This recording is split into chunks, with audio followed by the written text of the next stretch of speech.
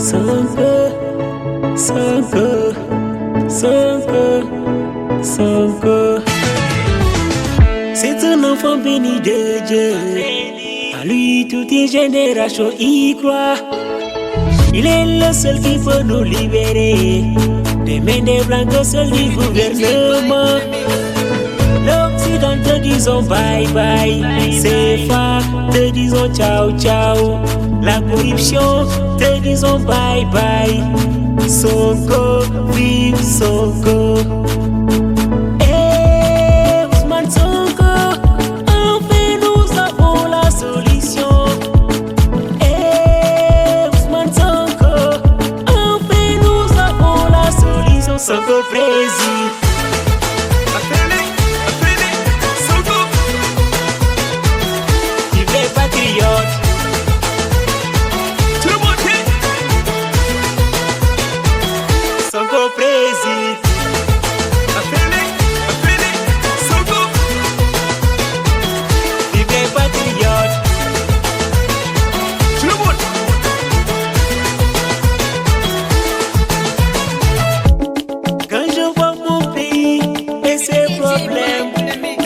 Jours,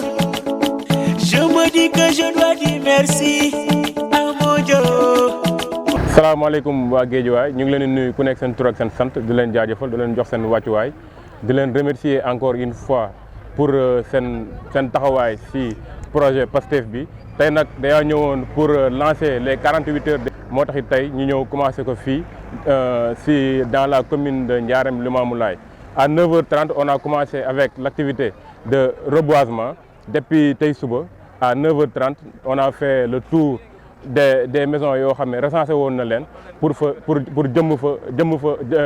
ay garab. Donc pourquoi on a choisi de faire le reboisement? C'est parce que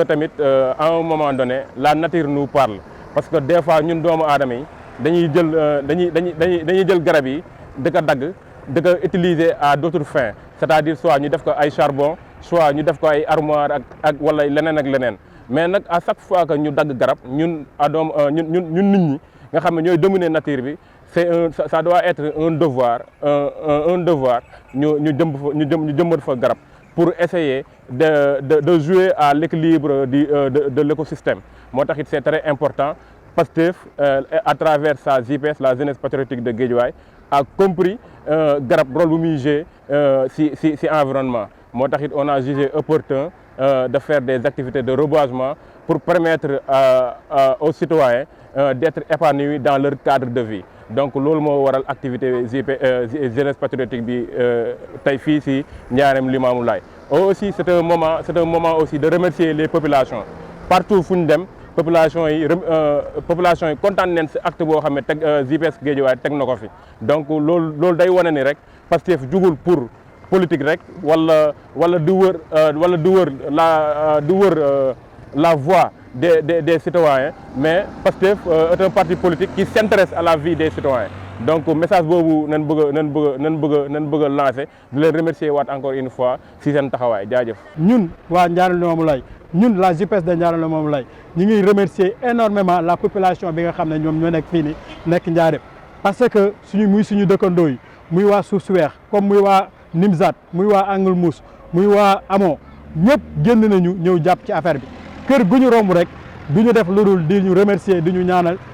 le parti Pastef parce que ñoom gis nañ ne ñoom Pastef lépp lu muy def rek ce sont des actes de citoyenneté mu nekk ay actions ya nga xam ne ñun en dehors de la politique ñu dañoo gis ne doomu aadama bi bépp acte bu mu war a poser rek dafa war a nekk la nga xam ne luy am njeexital bu extraordinaire la ci dundinu doomu aadama yi moom moo tax population Ndiarème Limamoulaye aujourd'hui gën nañoo fier ci taxawaayu parti Pastef te loolu noonu mbégte wu ñëpp la loolu dafa nekk contentement non seulement ñun ñi nga xam ne ñooy nekk les militants de Pastef waaye nekk aussi les militants de Ndiarème Limamoulaye et de Guédiawaye en général. D'ailleurs am na anecdote bu ndaw bu ma ci gën a marqué mooy l'imam bi nga xam ne moom moo nekk jumaay Irak bi ñu tasee dafa kontaan mu ne moom vraiment gëj naa gis acte yu noble nii te mi ngi ñuy ñaanal na parti bi nee nañu garab yi ni ñu koy saxalee yàlla na barke bi ciy génn topp parti bi. mu nekk la nga xam ne lu ñuy saluer la lu ñuy rafetlu la di ci am contentement bu mag a mag a mag bu weesoo loolu daal ñu ngi remercier képp ka nga xam ne teew na bépp kër ba nga xam ne accueillir nga ñu waxtaan nañoo ak yow ñu ngi leen di remercier di leen wax jërë ngeen jëf. merci beaucoup waa Pastef Guédiawaye Pastef Ndiarème Limamoulaye JPS départemental ñu ngi leen remercier yéen ñëpp bien merci beaucoup. salaamaaleykum maa ngi nuyu Sénégal à travers fii nga xam ne fii la ñu nekk muy Guédiawaye donc di nuyu aussi beral nuyoo waa AS Pikine je pèse bien mes mots voilà ñu ñëwoon fi nag tey si 48 heures jeunesse patriotique Guédiawaye ñuy defar nag loo xam ne dafa am solo muy vraiment 48 heures de mobilisation autour du patriotisme parce que nag patriotisme mooy suñu idéologie politique mais aussi suñu idéologie politique dafa am ay bànqaas yoo xam ne tey ci parti bi moo ko ŋànk entre autres la jeunesse patriotique te ku ne jeunesse patriotique ne xarañ ne doole ne mobilisation force de mobilisation tey li ñu def nii di relancer waat les activités du département de Guédiawaye ñu leen ciy sant di leen ci gërëm tey ci suba ñu def reboisement ni ñu def un match de foot très beau entre l'AS Pikine et la JPS Guédiawaye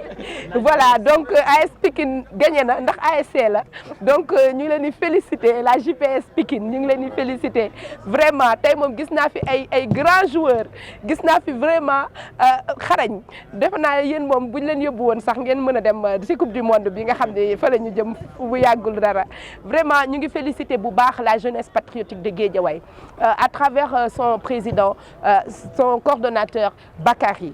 di ko vraiment encourager di encourager tous les jeunes de Guédiawaye mais aussi di encourager toute la jeunesse patriotique du Sénégal représentée ici par le coordonnateur monsieur Thiam et son adjoint monsieur Babacar Ndiaye ñu ngi leen di wax ni ñun ñu ngi gis xale yi liggéey bi ñuy defe naa lii mooy seen wareef ngeen ci ànd di dóorandoo di xàccandoo te defe naa on a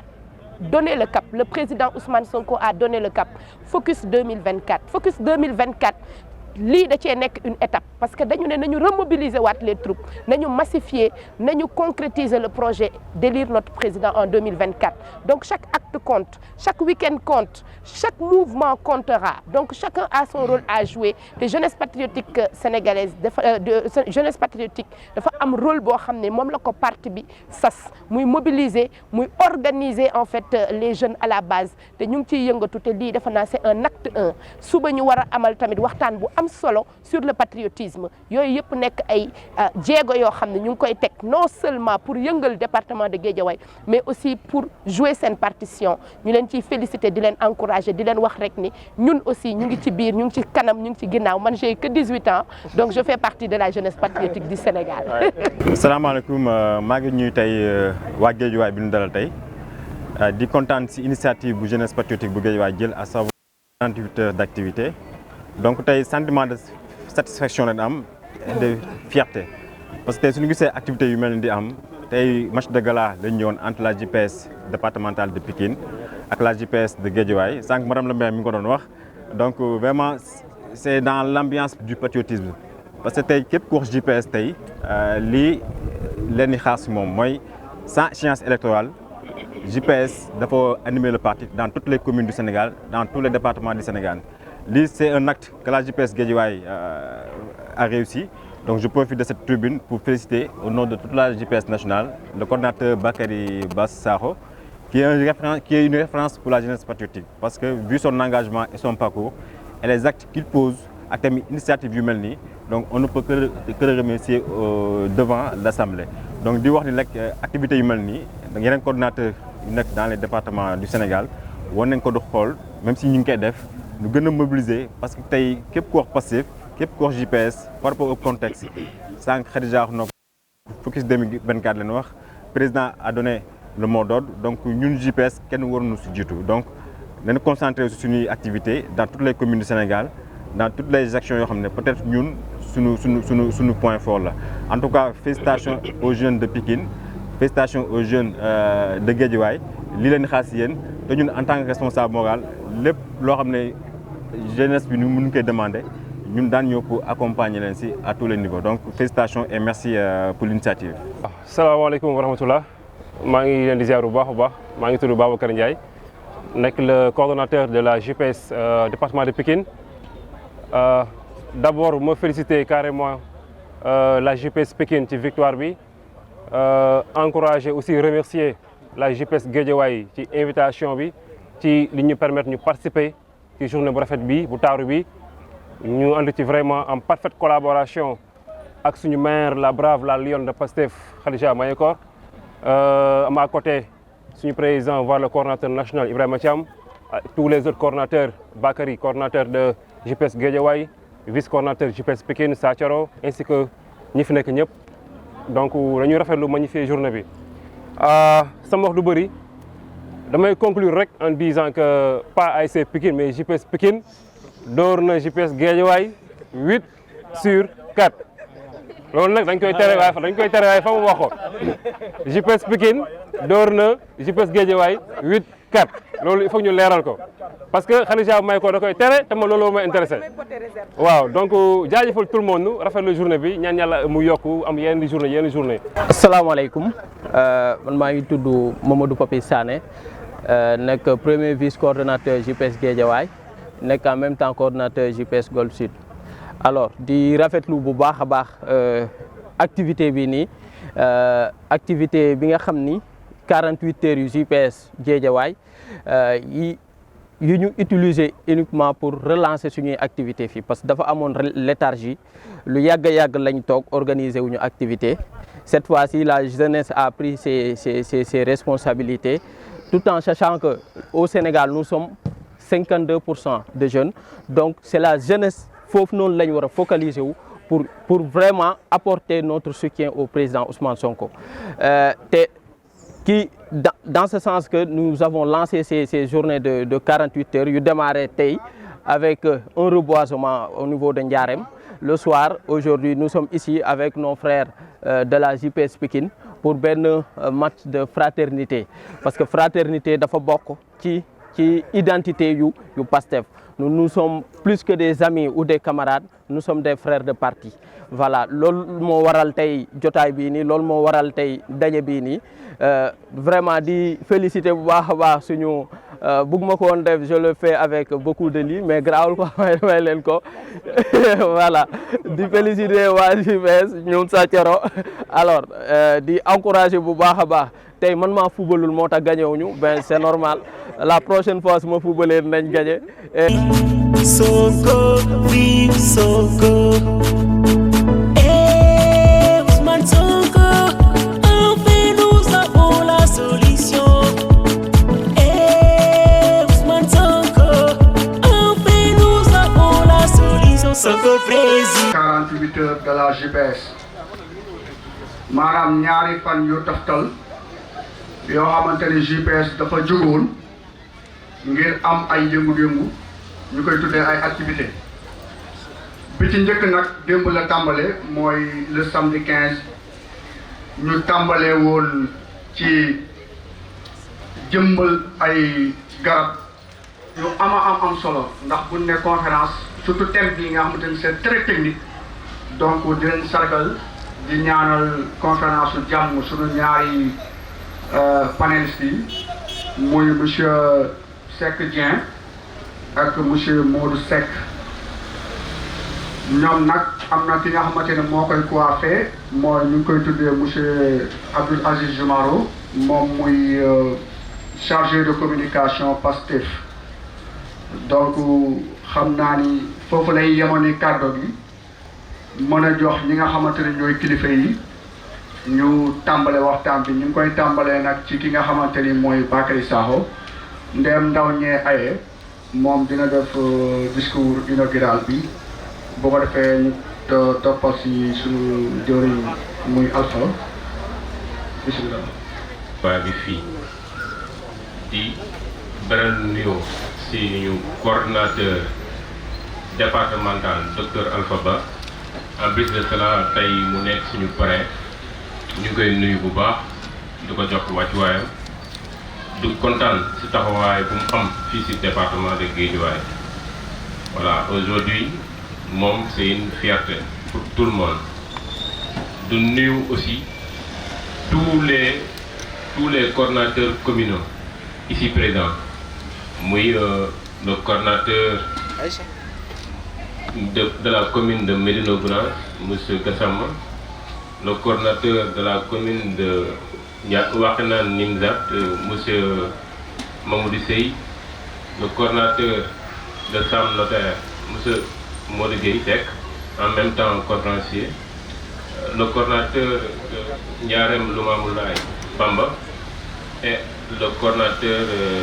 de Golf Sud, Papis Bodian. De nuyu aussi les coordinateurs de JPS communaux ñoom ñëpp ñu ngi sama ginnaaw. voilà tey nag dañoo ñëwoon fii pour waxtaanee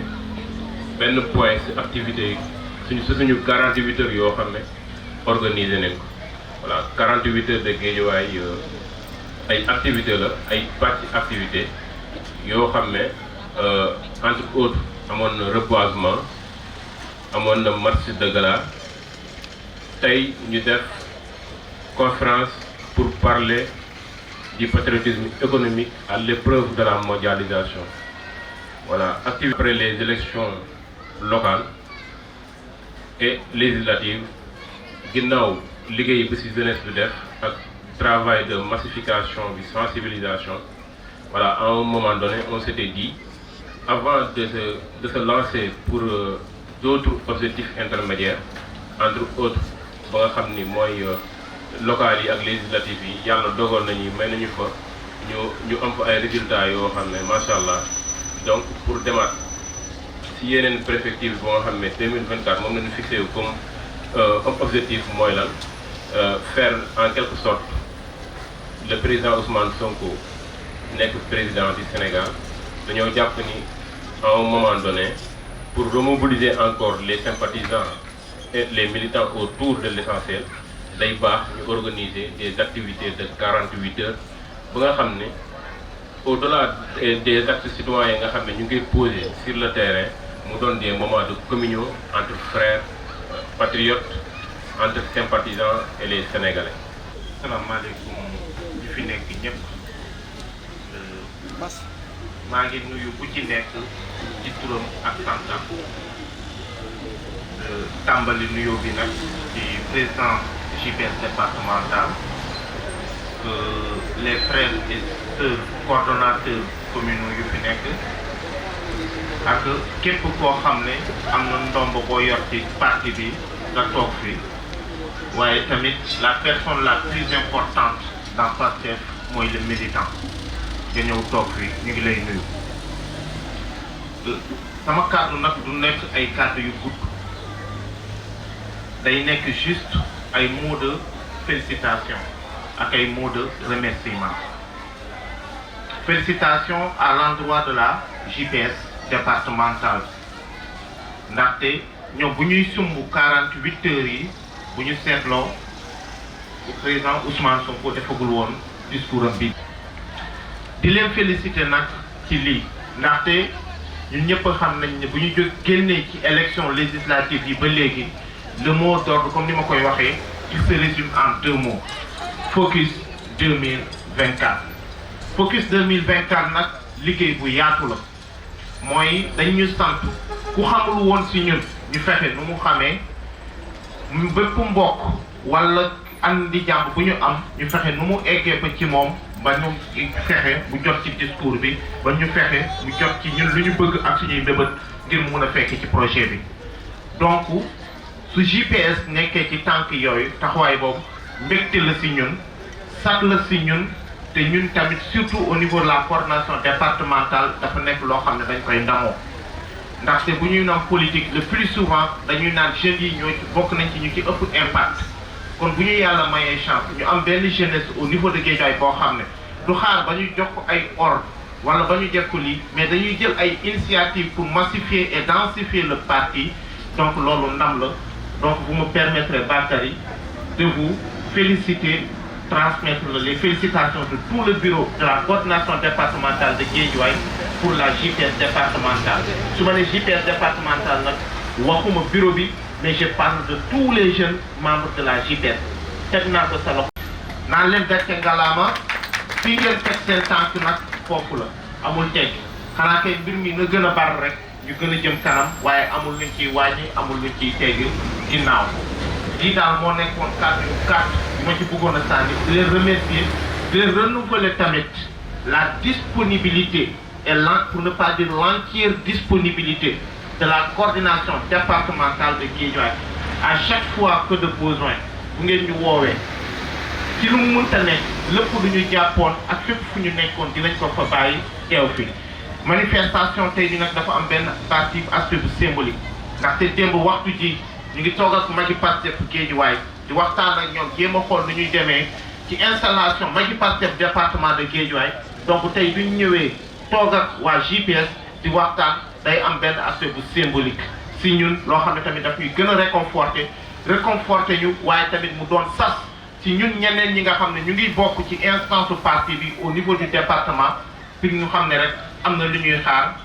le temps est donné on n'a plus le droit de faire moins ou de reculer focus 2024 ñu egg si jàmm ak salaam ba luñ ciy wut ak ñi ci bëbët yàlla defal ñu ko. asalaamaaleykum wa rahmatullah ñu ngi leen di nuyu yéen ñëpp di commencer suñu nuyu suñu coordonnateur docteur Alpha Ba di nuyu tous les coordonnateurs de commune di nuyu aussi responsables yi fi nekk yëpp donc sans plus tarder maa ngi remercier aussi waa JPS ci liñ ma tànnee pour ma nekk modérateur conférence bi sama jëmm ju ñàkk solo gi ñu mënoon tànn ñeneen ñu ma ëpp xam-xam fopp wala ñu ma dàkk modéré fopp donc maa ngi leen di remercier leen encourager ci liggéey bi rafet bi ñu def nii bu suñu coordonnateur jóge wax léegi donc conférence bi thème bi mi ngi tudd le patriotisme économique à l'épreuve de la mondialisation donc conférence bi ñaari borom xam-xam yu nekk Pastef Guédiawaye ñoo ko nar a waxtaanee le professeur Seck Dieng qui est le vice-coordonnateur aussi de Pastef Médina Gounass et qui est un professeur d'histoire qui est un brillant historien donc moom mooy waxtaanee partie on va dire historique bi expliquer ñu concept bi fi mu jógee ak yeneen concept yi keneen ki mooy Modou Kay Seck nekk un économiste nekk aussi le coordonnateur de Sam Notaire donc moom bu Seck Dieng pare moom mooy ñu on va dire actualiser concept bi ci on va dire contexte Sénégal ak contexte Afrique si vous voulez donc ñoom bu ñu paree seen exposé on va recueillir les questions ci public bi. Je sais qu'il y a des experts tels que le futur maire de Sam Ousmane Samse Ndiaye ñoom Matar Gassama ñoom Koli ñoom Madame Ba ñoom Aïcha et même le docteur Alpha Ba qui vont pas manquer d'apporter, de faire des contributions. Donc sans plus tarder, nous allons laisser la parole à monsieur Seck Dieng pour qu'il débute la conférence. Je suis très honoré que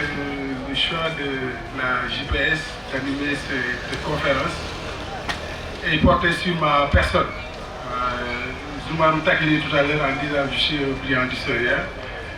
Je trouve que ce n'est pas le cas. Et même si c'était le cas, je suis alors un historien qui aujourd'hui devra parler de géographie. Parce que le thème qui nous réunit ici, c'est un thème qui parle essentiellement de la géographie économique, particulièrement, et dans une certaine mesure qui parle un peu de la géopolitique et des questions internationales. Il est déjà très pertinent, très actuel, oui, parce que ça parle de patriotisme économique, qui est une expression qui, aujourd'hui, de plus en plus, est galvaudée dans le discours des hommes politiques. Et justement, c'est un thème, c'est une expression qui constitue en tout cas l'un des axes phares du programme de PASTEF dans le cadre du projet que nous proposons aux Sénégalais à partir de 2024, on espère bien. Le patriotisme économique à l'épreuve de la mondialisation. Voilà. Et quand on met en rapport ce thème avec la mondialisation, mais la pertinence est toute trouvée pour rendre cette question vraiment actuelle et donc une question qui devrait naturellement intéresser tous les jeunes de PASTEF, pour ne pas dire dans une mesure plus large, toutes les franges de PASTEF. Et d'abord, essayer, je pense, éclairer la lanterne des uns et des autres sur le contenu qu'il faut donner à ces deux concepts. Le patriotisme économique, qu'est-ce que c'est? La mondialisation, qu'est-ce que c'est? Alors, le patriotisme économique, c'est avant tout un sentiment qui est partagé par tous ou partie des acteurs de l'économie nationale d'un pays. Donc cela signifie en clair qu'il y a, à côté de ce sentiment d'appartenir à un même système économique et de cette envie, cette motivation de donner en fait à ce système économique un succès, il y a une obligation morale qui s'applique aux acteurs économiques de protéger cette économie dans le cadre national strictement. Alors, quand est-ce qu'en fait on doit véritablement se sentir investi de ce sentiment de protection de l'économie nationale par rapport un peu à ce qui constitue des menaces pour elle? Alors, il peut arriver qu'une économie nationale soit mise à rude épreuve par une logique de concurrence venant d'entreprises étrangères. Ça arrive. C'est peut-être certainement le cas au Sénégal. Il peut arriver que le marché de consommation local soit également fortement éprouvé par une entrée abusive de produits étrangers. Ça, c'est également un cas dans lequel on brandit le levier du patriotisme économique pour un peu amener les consommateurs à mieux, en tout cas, porter le regard sur le produit national. Alors, il peut arriver également que dans le cadre, disons, de la restructuration des entreprises, que ce qu'on appelle des OPA. OPA, ça signifie des opérations publiques d'achat. Que des OPA, en fait, permettent à des investisseurs étrangers de s'approprier des entreprises qui jadis étaient des fleurons de l'économie nationale. C'est arrivé à beaucoup d'entreprises du Sénégal. Par cette pratique, le capital des entreprises nationales devient alors détenu dans sa majorité par des investisseurs étrangers. Le deuxième concept qui nous intéresse dans le cadre de cette conférence, c'est la mondialisation. Qu'est-ce que la mondialisation? Alors, une définition simple, la mondialisation signifie l'interconnexion des différents espaces économiques du monde à travers des flux incessants, permanents d'informations, de marchandises, de capitaux, de populations. C'est une façon de concevoir le monde qui ne laisse plus la place à la solitude pour un État. Aucun espace n'est aujourd'hui isolé. Pour comprendre la mondialisation, prenez votre tasse de café le matin et allumez l'écran de votre téléviseur. Regardez une chaîne d'information. France 24 ou CNN. France 24, c'est un média européen. Le café que vous êtes en train de boire dans cette tasse, c'est un café qui a été certainement cultivé au Brésil, qui a été mis en condition en Afrique du Sud, qui a été dans le cadre du transit qui a fait le port d'Amsterdam, de Londres, de New York, avant de débarquer à Dakar, où il est distribué à travers de grands centres commerciaux ou de réseaux de distribution. Voilà ce que c'est. À travers cet exemple, on a une image de ce que c'est la mondialisation économique. Parce que la mondialisation, quand même, c'est bien plus large, puisque comprenant des aspects culturels, des aspects politiques et des aspects sociaux. Mais on s'en limite aux aspects économiques de la mondialisation. Commencer par nous dire, nous commencer à nous expliquer le patriotisme économique nekkul lu bees nekkul loo xam ne lu bees la ay dëkk yàgg nañ ko def te mi ngi joxe exemple depuis 15e siècle. Des puissances telles que l'Espagne, telles que la France ont commencé à faire ce qu'ils appellent le patriotisme économique. Il a un peu défini, expliquer un peu luy patriotisme économique. Maanaam mooy boo ko doon xayma protéger sa économie locale. Sa dëkk am na ñu yore économie te ñoo xam ne c'est des nationaux mais face à ces nationaux là dafa am ñoo xam ne dañuy jóge ci yeneen dëkk di defar xëy na lu sa nationaux yi di defar. Su may jël benn exemple rek damay jël exemple mbirum ginaar maanaam yar ginaar boo leen di xool ci Sénégal am na benn période bu ñu tolloon dañoo arrêté woon importer ginaar pour mën a jàppale ñi fi nekk di yar ginaar. Donc patriotisme économique mooy protéger sa économie protéger yow ñu nekk sa réew di yore koom bi ba ñeneen ñu jóge ci yeneen dëkk duñ leen mën a concurrence ba di leen suuxat donc loolu la njëkk définir beneen tabax et à la limite j'aurais presque envie de laisser le frère Sekidien continuer tellement c'était pertinent. J'adresse mes salutations les plus sincères, les plus cordiales au coordinateur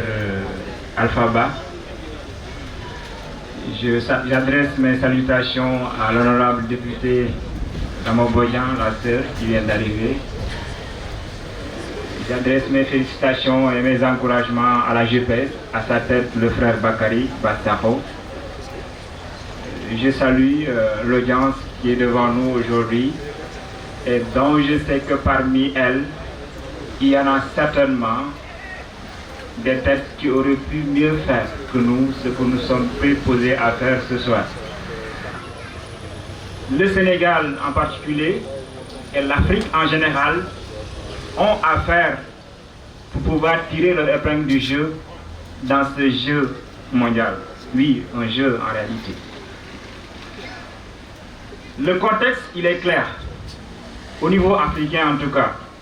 nous avons des économies relativement fragiles à tous les niveaux. Vous avez en général des exportations de produits, de matières premières à faible revenu. Derrière, vous avez des importations de produits finis avec des coûts relativement exorbitants. Vous avez des balances commerciaux très très déficitaires pour la plupart de nos économies africaines. Vous avez des industries quasi inexistantes dans beaucoup de pays africains. Vous avez des secteurs stratégiques qui sont entre les mains de firmes étrangères qui contrôlent l'économie africaine de manière générale. Vous avez un endettement chronique qui ne cesse de croître d'année en année à tel point que ce qui nous sert de président va aux tribunes internationales pour quémander l'annulation de la dette. Voilà un peu le contexte économique des pays africains. Le contexte sénégalais n'en est pas mieux loti. Selon le dernier rapport de la Banque mondiale de septembre 2022, donc qui est extrêmement récent, tout récent, l'indice de pauvreté au Sénégal est à 38%. Si vous allez dans les régions, c'est encore pire. Les gens meurent de faim. C'est la famine, tout simplement. Dans ce rapport, la dette publique du Sénégal est estimée à 75%. Oui, vous avez bien entendu. La dette publique sénégalaise est aujourd'hui à 75% du PIB national. Et un leader à sa tête, Mansonko, nous parle de patriotisme économique. Nous parle de souveraineté en réalité. Parce que c'est le mot qui est recherché ici. Le frère Sekidien a parlé des exemples américains, le BEA, Buy American Act. Il a parlé de la préférence communautaire en Europe. Il a parlé de la limitation du capital, de prise de capital sur les sociétés chinoises. Tout ça, ce sont des exemples qui montrent que, ailleurs, dans ces pays-là, les gens continuent, aujourd'hui encore en 2022,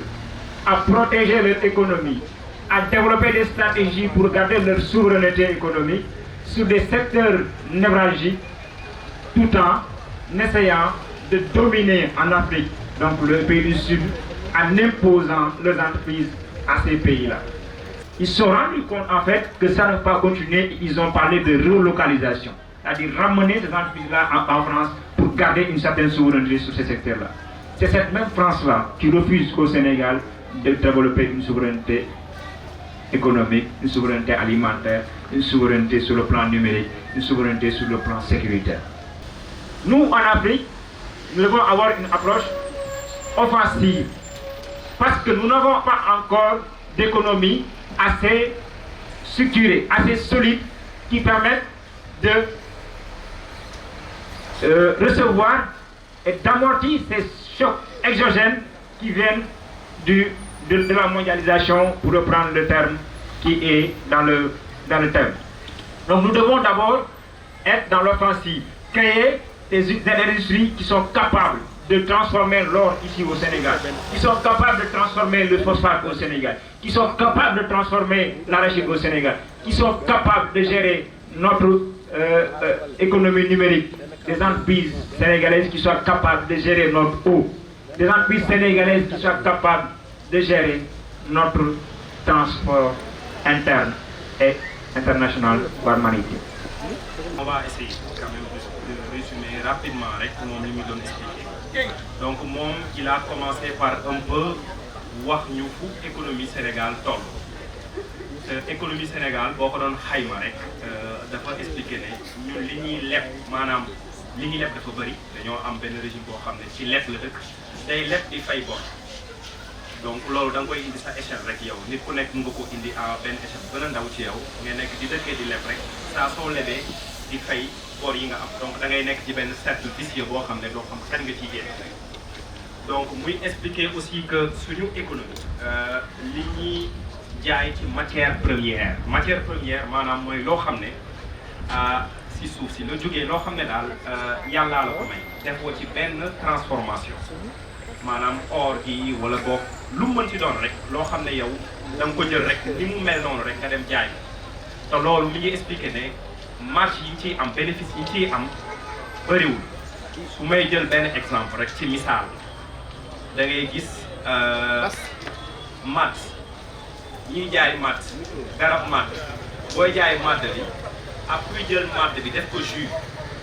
booy xool kuy jël matt bi def ko jus moo ëpp xaalis kuy jaay matt bi noonu la. Donc nga maîtriser sa monnaie maanaam nga am sa monnaie je pense que loolu ñëpp xam nañ ko c'est un combat du président Ousmane Sonko pour wane que franc CFA bi du suñu njëriñ dañ cee war a génn pour mën a am suñu monnaie loolu mooy mën a tax ñu mën a téye suñu économie. Donc wax na aussi mbirum industrialisation je pense que ça revient ak li ma njëkkoon wax xel koom la tant que amul ay usines yoo xam ne day transformer liñ fi am ñun suñu matière première yi ay weccit lañ ciy am. Boo jëlee exemple chocolat bi ñuy lekk donte sax ñu bëri chocolat yu bëri qualité bu baax sax du fi ñëw mais c'est à la base fan lañ koy defaree cacao fan lay jógee ñaari dëkk ñoo ëpp lu ñu produire cacao ci àdduna bi Côte d'Ivoire la ak Ghana mais ñeneen ñi ñu mel ni Suisse dañoo utiliser seen xel pour créer chocolat donc ça veut dire que ñoom liñ ciy am Côte d'Ivoire amu ko ci Ghana amu ko ci. Donc voilà donc Modou suñu frère loolu la wax pour wax ne tamit que wax na ci Europe ni ñuy doxalee Europe à chaque fois bu ñu sentiree menace rek dañuy protéger seen économie duñu ñaari Seck Dia ak Seck Modou Gueye lu ñu wax dafa leer waaye man damay faral di jël souvent misaal ci benn fànn ndaxte dama jàpp ne bu ñuy wax souveraineté économique lu ëpp solo ci souveraineté économique wala bokk na ci lu ëpp solo ci souveraineté économique réew bu bëgg a moom boppam lu si njëkk mooy maanaam d'abord li ngay dundee da koy produire maanaam li ngay lekk luy dem sa biir ndaxte ku contrôler sa biir rek contrôler la te ñun bu ñu xoolee damay jël le cas du secteur agricole boo xam ne xaw naa ci xam as tuut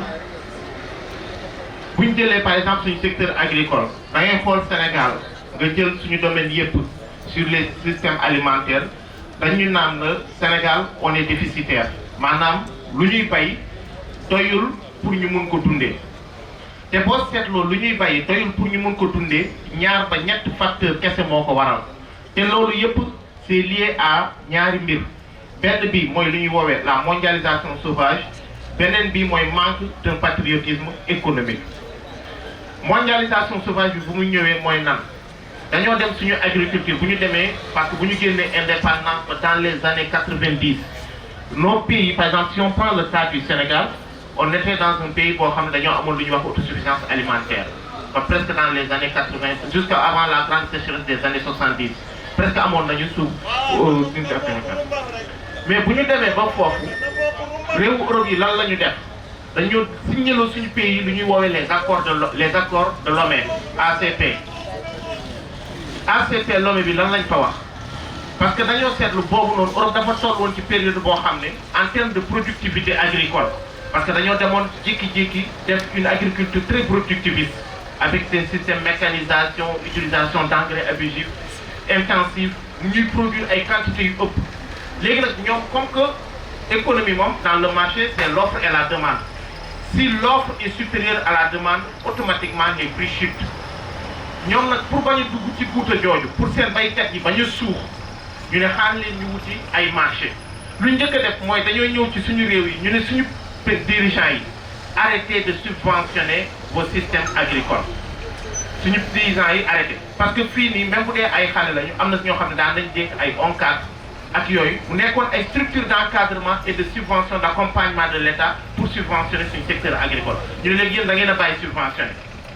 da ngeen a bàyyi subventionné ndaxte seen économie attanu ko waaye da ngeen ñëw signé ak ñun ay accord bu ngeen signé ak ñun accord ñun chaque année dañ leen jox ay subvention maanaam dañ leen def des accompagnements mooy lu ñuy wax appui au développement si appui au développement boobu lan lay ñuy wax dañu naan baykat France bi yow bay nga pomme de terre bi nga bay boo ko bayee prix bi nga koy jëndee en Europe ñoom à la limite avec ce qu'ils appellent le PAC la politique agricole commune européenne ils subventionnent ils garantissent le prix aux producteurs européens donc loolu ñoom dañoo am patriotisme économique mais buñ ko subventionné par exemple bu fekkee Europe yëpp dafa produire supposons 1 million de tonnes te ñu xam ne Europe moom lu muy soxla 500 000 tonnes la dañuy jël ñoom dañ koy subventionné ñu jaay ko à un prix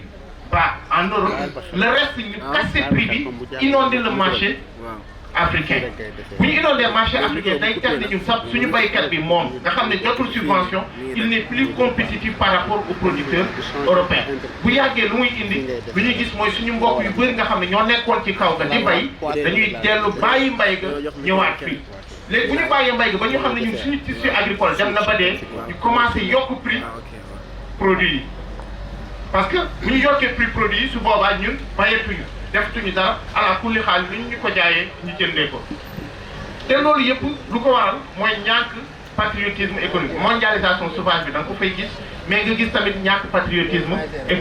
économique bi ci mbay ba léegi bu ñu jëlee ñàkk patriotisme économique actuellement maa ngi dégg ñu ngi dégg keroog le président de la République naan dinañu négocier Inde pour Inde mun ñu jaayee ceeb njëg bu yomb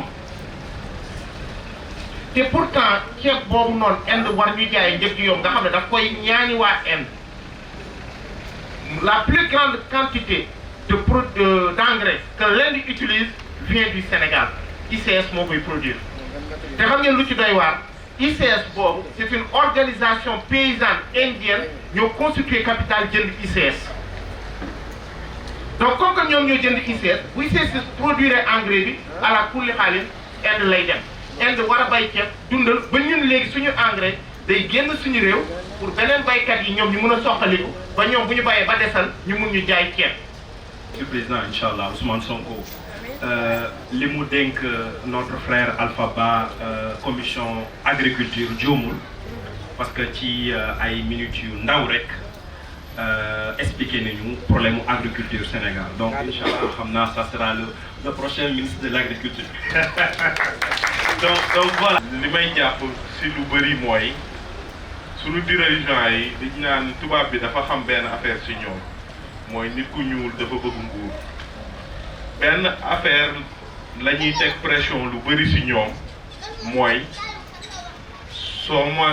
soo deful li ma bëgg doo fi nekkaat loolu nag ak bëgg am nguur bi ñuy bëgg mooy indi lii lépp ndax bis man dama jàpp ne bis bu ñu amee président boo xam ne toog fi benn mandat ak toog fi ñaari mandat la yamale dinañ defar réew mi te loolu nag moo fi manqué bu di ñaan yàlla président Sonko doon kooku. bi mondialisation bi ñëwee dafa wane ne le monde est devenu maintenant comme on l'a dit tout à l'heure un village planétaire kenn mënul defal sa bopp. si lañ gis petit à petit ay grands ensembles di formé wu en Europe en Amérique en Asie et autres li gën a sonal Afrique ak pays africains yi te Sénégal mi si biir mooy que l'Afrique peine à vraiment retrouver sa place au niveau de la scène internationale. En quoi faisant, en se mettant autour d'une table et retrouver au monde tamit ci benn ensemble boo xam ne moo koy mën a permettre mu compétitif sur l'échelle nationale. Grand ensemble yooyu ñi ngi doon xaar benn bu mel ni Seleka buy permettre pays africains yi ñu retrouver wu dans un ensemble pour faire un bloc. C'est bien beau de faire le patriotisme économique, patriotisme lu mu munti doon, mais il faut que ñu am suñu sukkandiku pour mën a taxaw am une place, une voix qui va parler au nom de l'Afrique et pour tous les Africains. ndax initiative yu mel nii bu amee defe naa dañ ko war a saluer dañ ko war a encourager ndax tey lii nii tey JPS def muy les 48 heures de la JPS nekk na loo xamante ni tey dafay dundaloo département bi te ñun dañu soxla loolu suñu département bi moo ñu gën a lu ñu am de wax dëgg yàlla kon dañ leen di féliciter bu baax a baax di leen di wax ni nii ngeen fi ngeen teg seen tànk foofu la te ñi ngi ñaan yàlla ngeen di gën di dem ñu leen di gën a jàppale tooññi rek ñi nga xamante ni ñoom ñooy suñu jeunesse bi ndax quel que soit tey bu ñu patriotisme économique c'est bien beau de le dire defe naa léegi ñëpp comprendre nañu ne patriotisme économique moo mën a changer réew moo mën a tax ñu mën a egg fi ñu mën a egg waaye tamit dañu war a décomplexer defe naa loolu moom mooy li njëkk li nga xamante ni ñun jeunesse bi surtout kenn ku ci nekk nga xam ni que sa réew yow yaa da nga am un rôle à jouer da nga war a participer ci sa développement réew. di leen encourager pour genre activité bi j'étais pas prête à prendre la parole mais je sais que mënuma ci rëcc donc il faut que ma jël nuyoonte ak bii mais aussi dama bëggoon wax ni au Sénégal on n'a pas besoin d'être un expert en économie pour savoir que le pays va mal. Mënuma def exposé comme les experts comme Seck Modou ak Seck Dieng mais je sais que le pays va mal et que les Sénégalais souffrent, que la vie coûte très très cher te lu ko waral c'est parce que le gouvernement amul une politique boo xamante ni day mën a protéger la population. Il ne prend absolument aucune mesure. Tout ce qui l'intéresse c'est de travailler pour la France. Et malheureusement, ce qui se passe derrière, c'est que la population subit, yoonam nekkul ci lijjantiw ko toppatoo ko parce que ñoom ils se gavent de blé pendant que nous on mange du fonté. Man ça j'ai un rêve, c'est d'ouvrir benn genre Auchan supermarché boo xamante ni tous les produits ce sont des produits yoo xam ne des produits locaux et je sais que ça peut se faire. Il suffit d'y mettre un peu plus de bonne volonté. ñu ngi ñaan yàlla suñu rêve yooyu noonu ñu mën a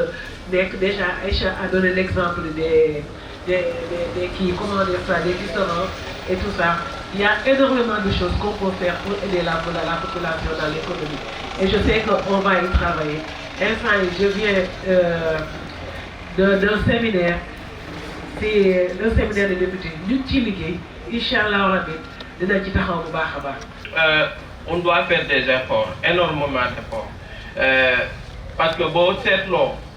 moi je dis des fois, le président Ousmane Sonko, livre bu mu génne woon ak coow li fi amoon yëpp, des fois je me dis que texte yu mujjee génne moom moo tax ba gars yi précipité wu génnee texte yooyu noonu, comme le contenu local, la loi de 2019-04. Dañoo génne benn loi pour protéger des sociétés nationales, mais en fin de compte, ils protègent rien du tout. Moi je me rappelle quand je faisais mon exposé de présentation de mon mémoire, le jury, mon professeur m'a dit, toi un petit étudiant, pour déceler ces failles-là au niveau de la loi, moi je me demande les grandes multinationales, Total, Toulouse, ñooñu noonu bu ñu ñëwee ak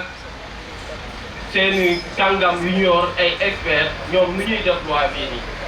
Et alors que moi, je suis un petit étudiant, domaine boobu xaw ma ci dara, mais loi bi yëpp daanaka ce sont des failles que j'ai décelées. Donc, ce qui veut dire que